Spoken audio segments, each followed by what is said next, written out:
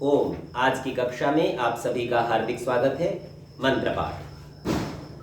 ओम शन्नो मित्रः शं वरुणः शन्नो भवत्वर्यमा शन्न इन्द्रो बृहस्पतिः शन्नो विष्णुरुक्रमः।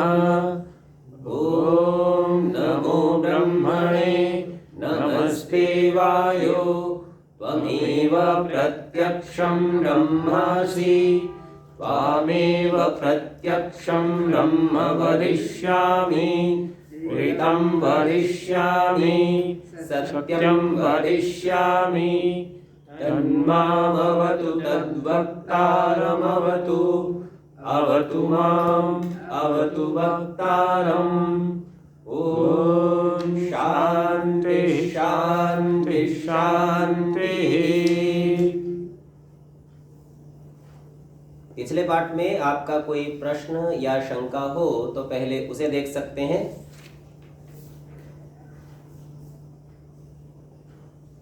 ठीक है, यदि उपस्थित लोगों का कोई प्रश्न नहीं है तो जो लोग इस कक्षा को ऑनलाइन सुन रहे हैं, यदि आपका कोई प्रश्न हो तो कह सकते हैं।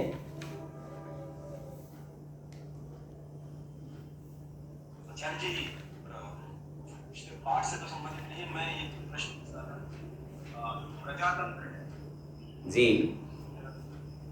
आज के समय में जो प्रजातंत्र है और उस समय जो प्रजातंत्र था, तो जैसे आज के समय में हर कोई वोट देता है, क्या उस समय भी सबको अपना मत देने का अधिकार था जिस समय ये राजा?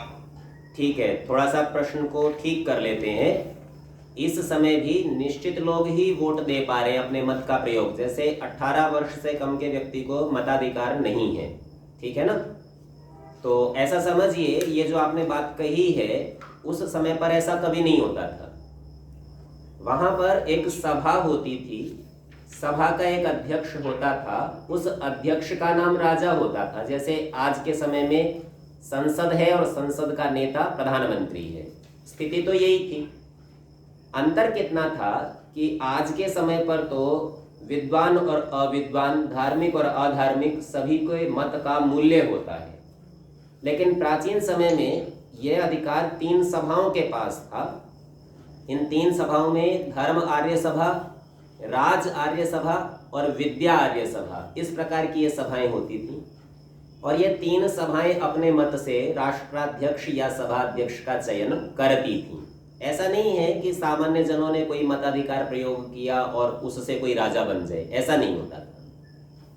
इसके अतिरिक्त एक और भी बात है, जैसे आधुनिक समय में किसी भी व्यक्ति को राजा बनने का अधिकार मिला हुआ है कि जो भी चुनाव जीत ले, यदि सामर्थ्य हो तो प्रधानमंत्री बन सकता है। प्राचीन समय में यह अधिकार केवल राजकुलों में रहता था। राजकुलों की तात्पर्य यहाँ आप देख चुके हैं, पीछे भी पाठों में आया था, क्योंकि वे कुलीन परिवार हैं, उनका अभ्यास है, परंपरा है, बहुत युवावस्था से, बचपन से ही उन विषयों को देखा है, समझा है, उन परिस्थितियों में रहे हैं, तो उनके पास विशेष योग्यता होती थी, इससे उन्हीं का चयन करते थे। ये बात तो ठीक है कि केवल राजा का ही बेटा राजा नहीं बनता था। अभी तो आवश्यकता होने पर मंत्री का पुत्र, सेनापति का पुत्र या राजपुरोहित का पुत्र, जो भी उस प्रकार का गुण प्रदर्शन कर देवे, उसको यह अधिकार मिल जाता था। पर अधिकार रहता राजकुल में ही था। राजकुल काफी बड़ा, ये जो सारी सभाएं हैं ना, यही राजकुल थे। राजकुलों में चयन करने का, सभाओं में चयन करने का अधिकार सभाओं के विशिष्ट लोगों के हाथ में रहता था। जैसे विद्यार्य सभा है, तो बड़े बड़े धुरंधर विद्वान बैठकर तय करते थे कि इस नए व्यक्ति को विद्यार्य सभा में लेना है या नहीं लेना। इसी तरह से धर्मार्य सभा में उसकी धार्मिकता का परीक्षण करके लिया जाता था, और यही स्थिति राजार्य सभा में क्षत्रियों को लेने की थी। तो था तो प्रजातंत्र, आम आदमी में से चुने आते थे, लेकिन चुनने के लिए पहले गुरुकुल से, आचार्य के माध्यम से निर्णय होता था। वह परीक्षा के अनुकूल समझकर विद्यार्थी को भेजता था, तब ये सभाएं परीक्षा लेती थीं। उन परीक्षाओं से ये सभा के सदस्य और राजा का चयन करने के अधिकारी होते थे। ठीक है जी। जी हाँ, ये बात हम देख चुके हैं। किसी सभा के अंदर हमने देखा था 10 विद्वान हो, 10 नहीं हो तो 3 हो, तीन नहीं हो तो एक ही हो, लेकिन हो वो वेद का विद्वान। उस एक के सामने चाहे 10,000 ऐसे व्यक्ति हो जो वेद के विद्वान नहीं है, तो उन 10,000 का मत नहीं माना जाएगा, एक वेद के विद्वान का माना जाएगा। तो इस प्रकार की परंपरा थी जी।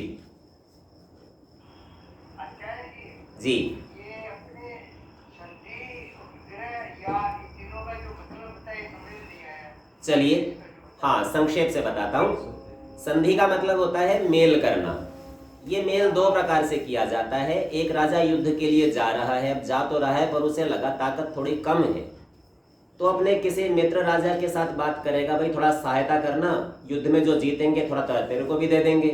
तो एक तो इसे संधि कहते हैं। दूसरी संधि ऐसी होती है कि युद्ध प्रारंभ हो गया और अपने अनुकूल नहीं चल रहा, तो सोचा जिससे युद्ध करने आए थे इसी से ही संधि कर लें, या किसी ने हमारे ऊपर आक्रमण किया था और हम उसे जीत नहीं सकते, तो उसके साथ समझौता कर लिया। इस समझौते का नाम संधि हो गया। तो दो प्रकार की संधि होती थी। विग्रह नाम युद्ध का है। ये दो प्रकार का कैसे हुए? एक तो ये देखते थे कि अभी करना है या कुछ देर बाद करना है। जैसे मान लीजिए ऐसा लगे कि अभी करने में नुकसान कम होगा, उसकी उतनी अच्छी तैयारी नहीं है, हमारी ज़्यादा तैयारी है, तो तत्काल युद्ध कर दिया। और ऐसा लगे कि नहीं अभी तो नुकसान हो सकता है, बाद में करेंगे तो पक्का जीत जाएंगे, तो ऐसे में उसको थोड़ी देर टाल के रखा और बाद में युद्ध किया, अपनी तैयारी पूरी कर ली और फिर युद्ध में प्रवृत्त हुए। ये विग्रह हो गया। यान नाम है यात्रा का। अब यात्रा क्या है? युद्ध की तैयारी। तो अपने मित्र के साथ मिलकर चले युद्ध करने के लिए तो समान यान कर्म, एक ही वाले मार्ग वाले हो गए। या अपनी सेना के दो टुकड़े किए और ये कह रहे हैं कि भाई ये एक तरफ से तो तुम जाओ, एक तरफ से हम जाएं, तो विपरीत यान कर्म हो गए। तो इस प्रकार से यान है यात्रा का मार्ग, एक साथ करें या अलग अलग यात्रा करें, तो इसे यान कहते हैं। ठीक है जी? जी, अन्य कोई प्रश्न? जी हाँ जी।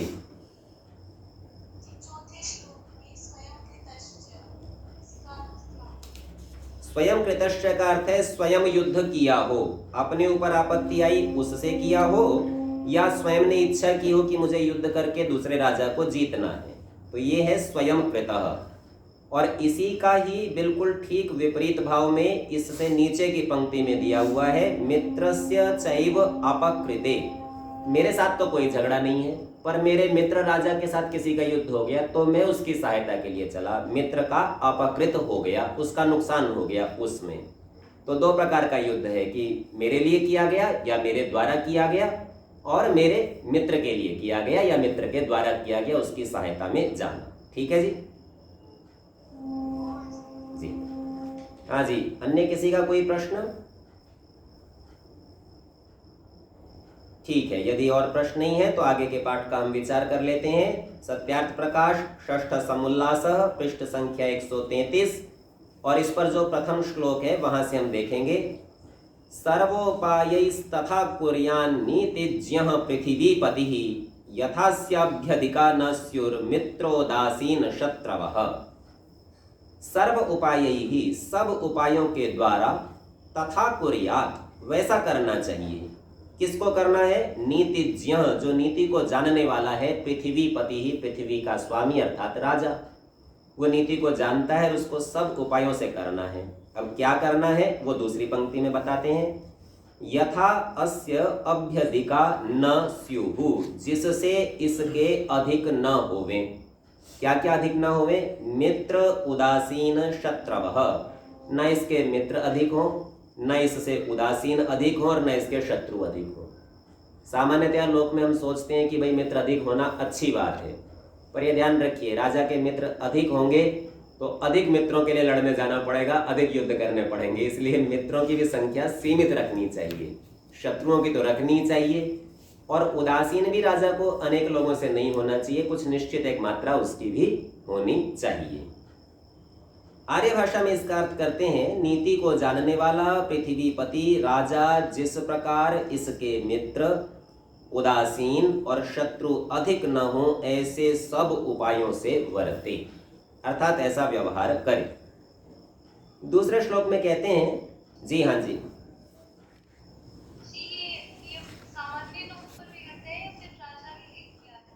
देखो, इसमें ना 3 पक्ष हैं, एक मित्र है, एक उदासीन और एक शत्रु है। पहले मित्र की चर्चा करता हूँ। सामान्य लोगों के लिए जैसा मैं सोचता हूँ, हम सत्यार्थ प्रकाश के प्रथम समोल्लास में देख चुके हैं। वहाँ हमने कैसा देखा था कि संसार में कोई किसी का मित्र होता है तो वह दूसरे किसी का शत्रु और किसी से उदासीन भी हो सकता है। इसीलिए सबका सब काल में सब परिस्थिति में होने वाला मित्र एकमात्र परमेश्वर है। तो यदि आप इस दृष्टि से देखना चाहें तो आपका परमेश्वर के अतिरिक्त कोई मित्र रहेगा ही नहीं। ये सामान्य लोगों की चर्चा कर रहा हूँ, राजा की नहीं है यहाँ पर। परंतु राजा एक ऐसा व्यक्ति है जिसके पास व्यवस्था है, जिसको मित्र बनाने अनिवार्य है। उसे पसंद नहीं हो तो भी बनाने हैं, ताकि उसके राज्य की बढ़िया व्यवस्था, सुरक्षा आदि सब हो सके। एक ही राज्य में सभी पदार्थ उत्पन्न होते हो, प्रायः यह नहीं होता। तो ऐसे में जो मेरे पास नहीं है वो मित्र राष्ट्र से प्राप्त करना पड़ेगा, और जो मित्र राष्ट्र के पास नहीं है उसे मित्रता के नाते देना भी पड़ेगा। तो सामान्य व्यक्ति जितने कम मित्र रखे उतना उसके लिए श्रेयस्कर है। यहाँ तो इन्होंने कहा है कि अधिक नहीं हो, एक निश्चित संख्या हो। यहाँ बहुत कम से भी काम नहीं चलता। लेकिन सामान्य व्यक्ति यदि आध्यात्मिक दृष्टिकोण वाला है तो यथासंभव अपनी मित्र संख्या कम कम कम करता चला जाए। यूं भी हम इस पाठों में पीछे देख चुके हैं संन्यास धर्म में। वहां इन्होंने कहा था एक एव चरेन नित्यम सिद्ध्यर्थम असहायवान। व्यक्ति को अकेला ही चलना चाहिए, तभी उसको सिद्धियां प्राप्त हो सकती हैं, जब वो असहायवान हो, दूसरे की सहायता न लेता हो। इसे यूं समझिए, स्वावलंबी होना चाहिए, अपने कार्य स्वयं करे। सिद्धिम एकस्य संपश्यन न जहाति न हीयते। एक ही की सिद्धि को अच्छी प्रकार जानता हुआ न तो सारे संसार को छोड़ता है और न संसार के द्वारा छोड़ा जाता है। अर्थात काम से काम रखे, व्यर्थ में किसी के साथ चिपकना यह सामान्य लोगों के लिए भी अच्छा नहीं है। दूसरा जो पक्ष इसमें उदासीन का है, यहाँ उदासीनता से तात्पर्य आलस्य से है। न उससे कुछ लेना है न देना है। जबकि सामान्य सज्जन लोगों को यदि आवश्यकता पड़े तो उदासीन को मित्र बना लेना चाहिए, आवश्यकता पड़े तो उदासीन को शत्रु भी बना लेना चाहिए। और तीसरा पक्ष जो शत्रु का है, तो निश्चित रूप से सामान्य जन के शत्रु जितने कम होंगे उतने अच्छे। भाषा प्रयोग पर ध्यान दीजिएगा। राजा को कहा कि अधिक ना हो, थोड़े तो हो, लेकिन सामान्य लोगों के लिए कहा कि जितने कम हो सके उतने अच्छे। यहाँ अधिक की चर्चा नहीं है, तो यहाँ उसकी संख्या घटाने की ओर ध्यान दिया जा रहा है। तो तीनों ही उसके सामान्य जनों के कम से कम होने चाहिए। ठीक है जी। तो यहाँ दूसरे श्लोक में हम देख रहे हैं, आयतिम सर्व कार्याणाम तदात्वं च विचारयेत अतीतानां च सर्वेषां गुण दोषौ च तत्वतः। आयतिम ये है कि भविष्य काल में, सर्व कार्याणाम सब कार्यों का भविष्य, और तदात्वं च तदात्व है तत्काल उसी समय ही, विचारयेत तो प्रत्येक कार्य का ये विचार करे कि उसे बाद में करना है कि अभी करना है, बाद में क्या लाभ होगा अभी क्या लाभ होगा। इस प्रकार अतीतानां च सर्वेषां, और जो कार्य बीत गए हैं, सर्वेषां सभी कार्य जो पीछे कर चुके, गुण दोषौ च तत्वतः उनके जो गुण और दोष हैं उनका भी तत्व से विचार करें। बाद में करने के कार्यों का विचार करें, तत्काल करने के कार्यों का, और जो पहले कर लिए हैं उन सब पर भी ये अपना विचार स्पष्ट रखे। आर्य भाषा में कहते हैं, सब कार्यों का वर्तमान में कर्तव्य और भविष्यत में जो जो करना चाहिए और जो जो काम कर चुके उन सब के यथार्थता से गुण दोषों को विचारे। ये ऐसा समझिए, अपने इतिहास का, अपने वर्तमान का और अपने भविष्य का, इन सब का विचार करके निर्णय लेना, ये इस प्रकार की शिक्षा है। तीसरे श्लोक में कहते हैं, आयत्यां गुणदोषज्ञस्तदात्वे क्षिप्रनिश्चयः अतीते कार्यशेषज्ञः शत्रुभिर्नाभिभूयते। आयत्यां जो भविष्य में होने वाले हैं उसका गुण दोषज्ञ, गुण और दोष को जानने वाला, कि आगे ये काम करूंगा ये लाभ है और ये हानि। तदात्वे क्षिप्र निश्चय, तत्काल जो काम करने उसमें तत्काल, क्षिप्र माने शीघ्रता से, निश्चय करने वाला हो। अभी सिर पे समस्या आ खड़ी, तत्काल निर्णय निकाल लिया, अच्छा ऐसा करूंगा। और अतीते कार्य शेषज्ञ, जो भूतकाल में काम किए हैं उसमें कोई अंश रह गया है अथवा कोई ठीक करने की बात है, उसको जो जानने वाला है, ऐसा जो व्यक्ति है वह शत्रुओं के द्वारा न अभिभूयते, कभी भी अभिभव को, दबाने को, पराजय को प्राप्त नहीं होता, शत्रु से कभी भी दबा नहीं सकते। देखिए यहाँ जो शब्द इन्होंने प्रयोग किया ये है अभिभू, इसी से ही अभिभावक बनता है। तो अभिभावक भी दबाने वाले लोग हैं, वो सदा अपनी संतान को दबा के रखते हैं, नियंत्रण में रखते हैं। तो कहीं कहीं नियंत्रण अच्छा भी होता है, शत्रुओं से नहीं दबना चाहिए, लेकिन परिवार के लोगों से और हितैषियों के दबाव में रहना भी चाहिए। आर्य भाषा में इसका अर्थ करते हैं पश्चात दोषों के निवारण और गुणों की स्थिरता में यत्न करे। तो पहले उसने देख लिया था कि भविष्य में कौन से काम करने हैं, तत्काल में कौन से करने हैं, पीछे कौन से कर लिया, तो उनमें से संबंधित दोषों का निवारण और गुणों की स्थिरता में यत्न करे। जो राजा भविष्य अर्थात आगे करने वाले कर्मों में गुण दोषों का ज्ञाता, वर्तमान में तुरंत निश्चय का करता, यूं समझिए प्रत्युत्पन्न मति, अभी समस्या आई, अभी उसकी बुद्धि में स्फुरणा हुई और उसे तत्काल पता चल गया, ऐसा समाधान होना। और किए हुए कार्यों में शेष कर्तव्य को जानता है, वह शत्रुओं से पराजित कभी नहीं होता। चौथे श्लोक में कहते हैं यथैनम नाभिसंदध्युर्मित्रोदासीन शत्रवः तथा सर्वं संविदध्यादेश सामासिको नयः। यथा एनम, जिस प्रकार से इसको, न अभिसंदध्युः, इसको अपने वश में नहीं कर ले, अपने दबाव में नहीं ले आए। कौन नहीं ले आए? मित्र, उदासीन, शत्रवः, ये तीन प्रकार के लोग किसी राजा को अपने दबाव में न ले लें। जैसे आजकल ब्लैकमेल की स्थिति है ना, ऐसी परिस्थिति में ये न आ जावे। तथा सर्वम संविदध्यात्, इसको ये चाहिए कि ये बाकी सबको अपने नियंत्रण में ले सके। तो राजा तो सबको नियंत्रण में ले, पर बाकी लोग इसको नियंत्रण में न ले सकें। एष सामासिको नयः, ये सामासिक अर्थात संक्षेप से, नय नीति अर्थात राजनीति कह दी है। तो पिछले पाठ में भी हमारे सामने चर्चा आ रही थी कि भी राजा को तो सदा लड़ने की चर्चा है। सदा लड़ने की चर्चा नहीं है, ये सारी बात राजनीति तो है, लेकिन परिस्थिति के अनुसार। आपने देखा इसमें आसन भी एक नियम है। आसन है कि शत्रु ने आक्रमण किया तो भी नहीं लड़ रहा, अपने किले में घुस के बैठा हुआ है। और कोई ऐसी परिस्थिति है कि शत्रु को घेर के बैठा हुआ है, लड़ तब भी नहीं रहा, उसे बाहर नहीं निकलने दे रहा। तो सदा नहीं लड़ना होता, कभी कभी ऐसी भी परिस्थिति है कि मित्रता से ही काम भी चल जाते हैं। आर्य भाषा में श्लोक का अर्थ करते हैं सब प्रकार से राजपुरुष विशेष सभापति राजा ऐसा प्रयत्न करे कि जिस प्रकार राजा आदि जनों के मित्र, उदासीन और शत्रु, अब यहाँ पर उस शब्द रह गया है, ये लिख लेना चाहिए, उसको वश में करके अन्यथा न करावे। तो ये जो बाकी तीन प्रकार के लोग हैं, ये उसको अर्थात सभापति राजा को वश में करके अन्यथा गलत काम नहीं करावे। ऐसे मोह में कभी ना फंसे, ये राजा को करना है।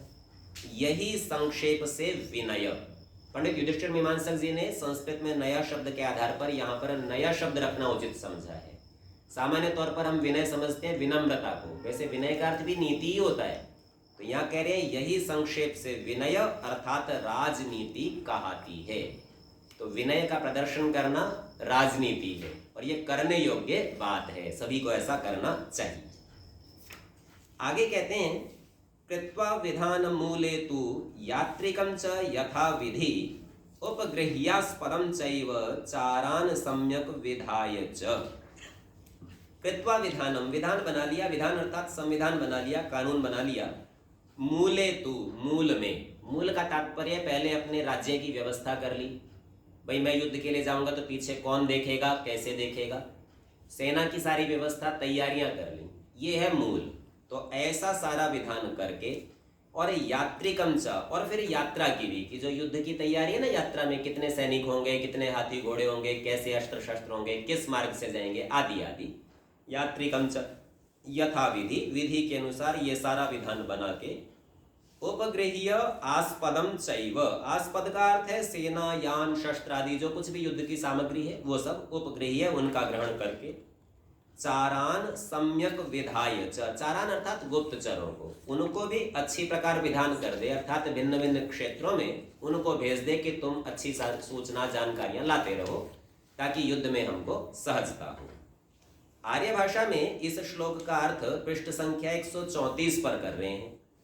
जब राजा शत्रुओं के साथ युद्ध करने को जावे तब अपने राज्य की रक्षा का प्रबंध और यात्रा की सब सामग्री यथाविधि करके सब सेना यान वाहन शस्त्र अस्त्र आदि पूर्ण लेकर सर्वत्र दूतों अर्थात चारों ओर के समाचारों को देने वाले पुरुषों को गुप्त स्थापन करके शत्रुओं की ओर युद्ध करने को जावे। तो ये युद्ध का नियम यहाँ बता दिया किस प्रकार जाना है। दूसरे श्लोक में कहते हैं संशोध्य त्रिविधम मार्गम षड्विधम च बलम स्वकम सांपरायिक कल्पेन यायात अरिपुरम शनैहि। संशोध्य संशोधित करके साफ सफाई करके त्रिविधम मार्गम 3 प्रकार के मार्ग को। अब ये 3 प्रकार का मार्ग है कि युद्ध भूमि में किया जा सकता है, जल में से जाके किया जा सकता है और आकाश मार्ग से वायुयान से किया जा सकता है। तो तीनों प्रकार के मार्गों को साफ सफाई कर ले। षड्विधम च बलम स्वकम 6 प्रकार का अपना बल लेकर चले युद्ध में। ये 6 प्रकार के बल में पैदल हैं, रथ हैं, हाथी हैं, घोड़े हैं, शस्त्र अस्त्र है और सेना की रसद सामग्री खाने पीने की व्यवस्था है। तो ये 6 प्रकार का बल है स्वकम अपना। सांपरायिक कल्पेन, अब ये कल्प अर्थ होता है निर्माण करना, घोषणा कर देना। सांपरायिक का कोई कारण ढूंढा इस समय का कि साहब क्यों चले हो युद्ध करने, वो भी तो बताना पड़ेगा ना। ऐसे थोड़ी कि बस युद्ध का मन कर रहा है चल पड़े, ऐसा नहीं। तो कोई हेतु बना के उस हेतु को प्रसिद्ध करके युद्ध करे। हेतु उचित रहता है, प्रसिद्धि उसकी ठीक प्रकार से होती है तो परिणाम ये होता है कि बहुत से अन्य राष्ट्र आपकी सहायता कर सकते, उन्हें लगेगा तो उचित है, ठीक कर रहे हैं। और यदि हेतु की प्रसिद्धि ठीक से नहीं हो तो वे ही राष्ट्र आपका विरोध भी कर सकते हैं कि भाई व्यर्थ युद्ध क्यों करते हो, इससे जन की माल की धन की सबकी हानि होती है। तो सांपरायिक कल्पेन युद्ध का निमित्त प्रसिद्ध करके यायात जाना चाहिए अरिपुरम शत्रु के घर को अथवा किले को नगर को शनैहि धैर्यपूर्वक और स्थिरता के साथ, इतना सहज जावे कि उसको भी भनक नहीं लगे कि कोई आक्रमण करने वाला है। आर्य भाषा में दूसरे श्लोक का अर्थ करते हैं 3 प्रकार के मार्ग अर्थात एक स्थल भूमि में, दूसरा जल समुद्र व नदियों में, तीसरा आकाश मार्गों को युद्ध बनाकर, वास्तव में ये युद्ध मार्ग बनाकर, भूमि मार्ग में रथ अश्व हाथी, जल में नौका और आकाश में विमान आदि यानों से जावे और पैदल रथ हाथी घोड़े शस्त्र और अस्त्र खान पान आदि सामग्री को 6 प्रकार का जो बल बताया था उसको यथावत साथ ले बल युक्त पूर्ण करके किसी निमित्त को प्रसिद्ध करके शत्रु के नगर के समीप धीरे धीरे जावे। एकदम से नहीं, तत्काल में पहुंचेगा तो सैनिक थक जाएंगे, युद्ध नहीं कर पाएंगे। तत्काल में जावेगा तो त्रुटियों की संभावना है, तत्काल में जाएगा तो शत्रु को पहले ही सूचना मिलने की भी संभावना है। सो धीरे धीरे जावे ताकि उसको कुछ पता न चले। तीसरे श्लोक में कहते हैं शत्रु सेविनी मित्रे च गूढ़े युक्त तरो भवेत गत प्रत्यागते चैव सही कष्टतरो रिपुः। शत्रु सेविनी मित्रे, कोई ऐसा मित्र है जो आपके साथ भी मित्रता करता है और शत्रु का भी सेवन, शत्रु से भी उसकी मित्रता है, दोनों का मित्र है। गूढ़े वो गूढ़ भी है अर्थात कभी कभी छिपके आपकी बात उधर और उधर की बात इधर कर देता है। तो उसके विषय में युक्त तरो भवेत, युक्त तर अर्थात अत्यंत सावधान हो जाए, उसमें कोई लापरवाही नहीं करे, उसको कभी भी अपने रहस्य नहीं देने चाहिए। कभी कभी राजा लोग अपने ही दूतों को भी शत्रु के साथ मिलाते हैं उनके भेद जानने के लिए। ऐसे अपने दूतों को भी अपने रहस्य नहीं बताने चाहिए, क्योंकि कभी लालच से, कभी डर से, भय से, किसी दबाव से हो सकता है कि आपके भेद वो दूसरे राजा को दे दे। तो ऐसे जो मित्र बनाए जाते हैं ये राजनीतिक कूटनीति के अंतर्गत आते हैं, तो इनको भी अपने भेद नहीं देना चाहिए, इनके विषय में अत्यंत सावधान रहना चाहिए। दूसरी प्रकार के अपने मित्र या कर्मचारी हैं गत प्रत्यागते चैव, कभी आपके पास से काम छोड़ के चला गया या किसी कारण से आपसे मित्रता नहीं रही, गत हो गया, चला गया, और फिर प्रत्यागते वापस भी लौट आया, फिर मित्रता कर ली या फिर से काम मांग लिया आपके पास, आपका कर्मचारी बन गया। तो जो इस प्रकार का हो सही कष्ट तरो रिपुः, तो उसको तो सामान्य शत्रु से भी अधिक कष्ट कर, ज्यादा कष्ट देने वाला ऐसा उसको समझना चाहिए। परिस्थिति ऐसी हो सकती है कि आपके यहाँ से काम छोड़कर जाए और पुनः आपको काम पर रखना पड़े, उसके बिना काम बनता ही नहीं, बड़ा योग्य है, परंतु गड़बड़ ये है कि वो आपके रहस्य जानता है, तो ऐसे में शत्रु से मिल आपका अधिक नुकसान कर सकता है। आर्य भाषा में कहते हैं जो भीतर से शत्रु से मिला हो और अपने साथ भी ऊपर से मित्रता रखे, गुप्तता से शत्रु को भेद देवे, उसके आने जाने में, उससे बात करने में अत्यंत सावधानी रखे, क्योंकि भीतर शत्रु ऊपर मित्र, पुरुष को बड़ा शत्रु समझना चाहिए। तो सामान्य से बड़ा है वो, क्योंकि सामान्य का तो पता है, इसका पता नहीं ये कब शत्रुता करेगा। चौथे श्लोक में कहते हैं दंड व्यूहेन तन्मार्गम यायात्तु शकटेन वा वराह मकराभ्याम वा सूच्या वा गरुणेन वा। यहाँ पर बहुत सारी सेना की व्यूह रचना के नाम बताए हैं। सबसे पहले का दंड व्यूहेन, डंडे के समान व्यूह रचना करे। ये डंडे के समान कैसी होती है? इसमें बलाध्यक्ष आगे होता है, राजा बीच में होता है, सेनापति पीछे होता है और सेना एक दंड के समान सीधी लंबाई में दिखाई पड़ती है। तो दंड व्यूहेन, दंड के व्यू से। तन मार्गम यायात, उसके मार्ग को जाए, युद्ध के मार्ग को जाए, डंडे की भांति। शकटेन वा, शकट कहते हैं छकड़े को, जैसी बैलगाड़ी होती है उसको। तो ये कैसा होता है? पीछे से तो बड़ा होता है और आगे से कुछ सकड़ा सा होता है, नुकीला सा, क्योंकि उसके दो और बैल लगने हैं उतनी चौड़ाई में, तो आगे से सकड़ा सा, इस प्रकार का होता है शकट व्यूह। तीसरा है वराह। वराह कहते हैं सुअर को। तो सुअरों के दो शैली होती हैं। आप कभी सुअरों को भागते हुए देखेंगे तो कभी तो वो एक साथ इकट्ठे मिलके भागते हैं, कभी अलग अलग फैल के भागते हैं। तो ये वराह व्यूह होता है कि सेना को एक साथ मिला के लड़ावे या उनको एकदम से फैला के लड़ावे। तो वराह व्यूह लड़ने से पहले की स्थिति कैसी होती है? आगे से सकड़ा होता है, बीच में से फैला हुआ, पीछे से फिर सकड़ा हुआ। ऐसा समझिए जिन लोगों ने पुराने वो चरखे आदि देखे होंगे तो तकली होती थी जिससे सुई तो सूत काटते थे, तो वो आगे और पीछे से तो सकड़ी होती थी, बीच में से थोड़ी फैली, कुछ कुछ बेलन जैसी सी। तो इस प्रकार की रचना को वराह व्यूह कहते हैं। मकराभ्याम, मकर व्यूह। मकर व्यूह कैसे होता है? आगे थोड़ी सेना है पर पर्याप्त है। थोड़ी का मतलब ऐसा नहीं कि बहुत कम हो, और उसके पीछे उससे अधिक सेना है, और उसके पीछे बिल्कुल पतली सी एक पंक्ति है, ये पूंछ जैसी, जैसे मगरमच्छ होता है ना, आगे का मुंह बड़ा, पीछे का पेट उससे थोड़ा बड़ा, पूंछ उससे बहुत पतली। तो इस प्रकार मगरमच्छ की आकृति का मकर व्यूह। वा सूच्या वा, सूची व्यूह, जैसे सुई होती है, आगे से पतली और पीछे थोड़ी सी मोटी, जिसमें धागा डालते हैं वो हिस्सा, इस प्रकार का।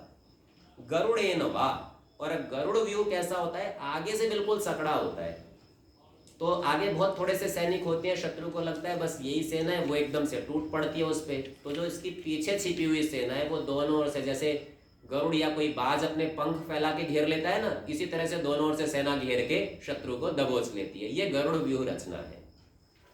आर्य भाषा में इसका अर्थ करते हैं सब राजपुरुषों को युद्ध करने की विद्या सिखावे।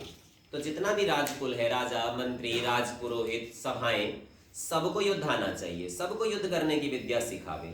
और आप सीखे, राजा को स्वयं भी आना चाहिए, तथा अन्य प्रजाजनों को सिखावे, आमजन को भी सिखावे। आवश्यकता पड़ने पर उनका भी उपयोग होता है। जो पूर्व शिक्षित योद्धा होते हैं वे ही अच्छे प्रकार लड़ा जानते हैं, लड़ना और लड़ाना जानते हैं। तो पहले से ट्रेनिंग नहीं होगी, अभ्यास नहीं होगा तो युद्ध में काम नहीं। सोचे तत्काल में ट्रेनिंग देंगे, उससे बात नहीं बनती। जब शिक्षा करे तब दंड व्यूह, दंडा के समान सेना को चलावे। शकट जैसा, शकट अर्थात गाड़ी के समान। वराह जैसे सुअर एक दूसरे के पीछे दौड़ते जाते हैं और कभी कभी सब मिलकर झुंड हो जाते हैं, वैसे। मकर जैसे मगर पानी में चलते हैं, वैसे सेना को बनावे। सूची व्यूह जैसे सुई का अग्रभाग सूक्ष्म, पश्चात स्थूल और उससे सूत्र, सूत्र यानी धागा, स्थूल होता है। तो सुई में जैसे धागा और अधिक फैल जाता है, वैसी शिक्षा से सेना को बनावे। और जैसे नीलकंठ, ये गरुड़ के लिए नीलकंठ शब्द प्रयोग किया है, ऊपर नीचे झपट मारता है, इस प्रकार सेना को बनाकर लड़ावे। सामान्य तौर पर तो हम नीलकंठ मोर को कहते हैं, यहाँ लेकिन उसके लिए गरुड़ शब्द का प्रयोग किया। 5वें श्लोक में कहते हैं यतश्च भयमाशंकेत ततो विस्तारयेत बलम पद्मेन चैव व्यूहेन निविशेत सदा स्वयं। यतश्च जिस ओर से भी भयम आशंकेत, भय की आशंका अर्थात हमले का खतरा है कि उधर से हमला होगा, ततो विस्तारयेत बलम, उसी तरफ अपनी सेना को फैला दे, उसी तरफ विस्तार कर ले। और पद्मेन चैव व्यूहेन, पद्म व्यूह, पद्म नाम कमल का है, जैसे कमल की पंखुड़ियां सब और खिली रहती हैं, तो इसी प्रकार से सेना को सब और फैला दे। निविशेत सदा स्वयं, और स्वयं उसमें बीच में निवेश करके बीच में बैठ जाए। तो पद्म व्यूह में राजा बीच में रहता है और सब 7-8 जितनी भी दिशाएं हैं सब दिशाओं के अंदर अपने सेनापतियों को, सेना को, बलाध्यक्षों को उनको लगा के सेना सहित सुरक्षा के लिए खड़ा रखता है। आर्य भाषा में अर्थ करते हैं, जिधर भय विदित हो उसी और सेना को फैलावे, सब सेना के पतियों को, सेनापति जो अनेक टुकड़ियों के सेनापति हैं उनको चारों ओर रख के, पद्म व्यूह अर्थात पद्माकार कमल के समान चारों ओर से सेनाओं को रख के मध्य में आप रहे। अब यहाँ किसी को यह नहीं सोचना चाहिए कि राजा डरपोक है या अपना महत्व अधिक समझता है। वास्तव में जो राजा की प्रकृति से तात्पर्य जो पिछले पाठ में हमने देखा था, उसकी सेना, उसका मंत्रिमंडल आदि, इन सबको राजा की प्रकृति कहा जाता है। इसमें सबसे महत्वपूर्ण राजा है। यदि वो जीवित है तो फिर संघर्ष होगा, फिर राज्य को जीत लिया जाएगा। राजा यदि पकड़ा गया तो सेना सहित पूरे राज्य की हार हो जाती है। राजा के बाद क्रम में दूसरा अमात्य, मंत्री होते हैं, तो राजा से कम महत्वपूर्ण पर बाकी सबसे महत्वपूर्ण होते हैं। मंत्री के बाद में उसका दुर्ग, किला, ये महत्वपूर्ण है। यहाँ जो मैं क्रमशः बता रहा हूं, तो जो प्रथम है वो सबसे अधिक महत्वपूर्ण, दूसरा उससे कम, तीसरा उससे कम, उत्तरोत्तर पार दौर्बल्य होता जाएगा। किले के बाद में उसका राष्ट्र, उसका राज्य, ये चौथे क्रम पर है। पांचवें क्रम पर दंड विधान, उसके शस्त्र अस्त्र और इससे संबंधित सारा जो लड़ने की सामग्री है वो, और छठे क्रम पर कोष। तो ऐसा समझिए, यदि धन लुटाना पड़े और अस्त्र शस्त्र बचते हो तो धन लुटाना चाहिए, धन खर्च करके बहुत सारे अस्त्र शस्त्र खरीदने चाहिए। अस्त्र शस्त्र शत्रु से लड़ने में खर्च होते हो लेकिन उससे राज्य की रक्षा होती हो, तो अवश्य इन अस्त्र शस्त्रों का भी उपयोग कर डालना चाहिए, खर्च कर देने चाहिए और राज्य को बचा लेना चाहिए। पूरे राज्य की रक्षा न कर सकता हो तो किले को अवश्य बचाना चाहिए, क्योंकि किले के अंदर भी उसके गूढ़ पुरुष विशेष लोग रहते हैं जिनसे वापस राज्य प्राप्त किया जा सकता है। किले को भी न बचा सकता हो तो अपने मंत्रियों को बचाना चाहिए, क्योंकि उनसे मंत्रणा करके पुनः पुनः योजना बना सकता है और अधिकार प्राप्त कर सकता है। और मंत्रियों को भी न बचा सकता हो तो स्वयं को अवश्य बचाना चाहिए, क्योंकि स्वयं रहेगा तभी तक ही सारे राज्य का कोई आधार रहता है। तो इसी आधार पर यहाँ इन्होंने कहा कि जब पद्म व्यूह बनेगा तो उसमें राजा मध्य में रहे, अर्थात इसको हानि हो तो सबसे अंतिम स्तर पर इसको हानि होनी चाहिए। छठे श्लोक में कहते हैं, सेनापति बलाध्यक्षौ सर्वदिक्षु निवेशयेत, यतश्च भयमाशंकेत, प्राचीन ताम कल्पयेत दिशम। सेनापति और जो बलाध्यक्ष हैं, सेनापति सबसे बड़ा होता है, बलाध्यक्ष छोटी छोटी टुकड़ियों के स्वामी होते हैं। ऐसे जो ये दो प्रकार के लोग हैं, इन सभी को सर्वदिक्षु, सब दिशाओं में, निवेशयेत, भेज दे, फैला दे सब दिशाओं में। और यतश्च भयम आशंकेत, जहां से आक्रमण का भय हो, खतरा हो कि यहीं से हमला होगा, प्राचीन ताम कल्पयेत दिशम, उस दिशा को ही प्राची दिशा, पूर्व दिशा बना ले। अब ये बड़ा रोचक है, हमने इसी प्रकरण को पंचमाहेज विधि के पाठ में भी देखा था। वहां भी कहते हैं जिस ओर अपना मुख हो उसी को पूर्व दिशा मान ले। अर्थात ये आग्रह नहीं है कि आपको जिस ओर से सूर्य उदय होता है उसी ओर मुख करके संध्या के लिए या यज्ञ के लिए बैठना है, ऐसा आग्रह नहीं है। जिस ओर आपका मुंह है वही प्राची दिशा, पूर्व दिशा बन जाती है। वही बात यहाँ पर है। सामान्य तौर पर यह माना जाता है कि पूर्व दिशा देवों की दिशा है, प्राची वही देवानाम दिक्। अगर उस तरफ जाएंगे तो धर्म की विजय होगी। तो उससे कोई ये सोचने लगे कि रूढ़ी जो पूर्व दिशा है, हमें तो उस ओर युद्ध करना है, शत्रु आ रहा है पश्चिम से, तो बोले अपना मुख पश्चिम की ओर कर ले और उसे पूर्व मान ले कि यहाँ से भय उस ओर चल पड़े, और उसे ही पूर्व मान के वैसे ही उत्साह से लड़े।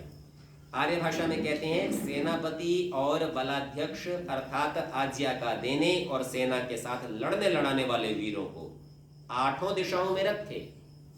आप लोगों ने 10 दिशाएं भी सुनी होंगी, तो भूमि के नीचे तो घुसना होता नहीं है, नीचे की दिशा तो इसलिए व्यर्थ है, और सीधा ऊपर भी नहीं जाना होता, क्योंकि वायु मार्ग से भी आप जाएंगे तो भी किसी न किसी 8 में से किसी दिशा की ओर ही तो जाएंगे। तो इस प्रकार युद्ध की दिशाएं 8 ही रह जाती हैं। वीरों को 8 दिशाओं में रखे, जिस ओर से लड़ाई होती हो उसी ओर से सब सेना का मुख रखे, परंतु दूसरी ओर भी पक्का प्रबंध रखे, नहीं तो पीछे व पार्श्व से शत्रु की घात होने का संभव होता है। यूं समझिए जितनी भी नीतियां हैं ये तो केवल एक संकेत है, दिग्दर्शन मात्र है, लेकिन इसमें आवश्यकता के अनुसार फेरबदल राजा को, सेनापति को, बलाध्यक्ष को और कभी कभी सैनिक को भी अधिकार रहता है ऐसा करने का। 7वें श्लोक में कहते हैं गुलमांश्च स्थापयेदाप्तान् कृतसंज्ञान् समन्ततः स्थाने युद्धे च कुशलान भीरून विकारिणः। गुलमांश सामान्य तौर पर गुल्म कहते हैं गुच्छे को, लेकिन गुल्म कहते हैं महत्वपूर्ण अधिकारी को भी, कि जिसके इर्द गिर्द बाकी अन्य कर्मचारी रहते हैं। तो गुलमांश्च स्थापयेत, ऐसे महत्वपूर्ण अधिकारियों को स्थापित करे। और ये अधिकारी कैसे हों? आप्तान, ये आप्त होने चाहिए। आप्त हम अनेक बार देख चुके हैं, सत्यवादी, सत्यमानी, सत्यकारी। इनकी और क्या विशेषता है? कृत संज्ञान, संज्ञाओं को करने वाले, अर्थात संकेतों से ही सारा ज्ञान कर लेते हैं, ये चिन्हों को ही पहचान लेते हैं और उसी से निर्णय लेने में समर्थ भी होते हैं। समन्ततः, सब ओर से ये इस प्रकार से समर्थ हैं। स्थाने युद्धे च, चाहे स्थान करना हो, जिसका नाम आसन था, बैठ जाना हो एक जगह, भी लड़ना नहीं है, शत्रु को घेर के बैठना या स्वयं किले में बैठना, और युद्धे, जिस समय युद्ध की परिस्थिति हो, दोनों ही परिस्थितियों में ये इसके अधिकारी कैसे होने चाहिए? कुशलान, बहुत कुशल, चतुर हो, अभीरून, डरपोक बिल्कुल नहीं हो, और अविकारिण, बिगड़ने वाले नहीं हो। ऐसा नहीं हो कि जल्दी क्रोध आता हो, जल्दी नाराज होते हो, इस तरह के नहीं। स्थिर चित्त वाले हो, धैर्यवान हो, चतुर हो, योग्य हो, आप्त हो, ऐसे अपने अधिकारी सब दिशाओं में सब और इसे लगाकर रखने चाहिए। आर्य भाषा में कहते हैं जो गुल्म अर्थात दृढ़ स्तंभों के तुल्य, युद्ध विद्या से सुशिक्षित, धार्मिक, स्थित होने और युद्ध करने में चतुर, भय रहित, और जिनके मन में किसी प्रकार का विकार न हो, लोभ से या दबाव से बदलते नहीं हो, राजा को धोखा नहीं देते हो, उनको चारों ओर सेना के रखे। तो वह नेतृत्व करेंगे संपूर्ण सेना का, इस प्रकार उनको घेर कर रखे।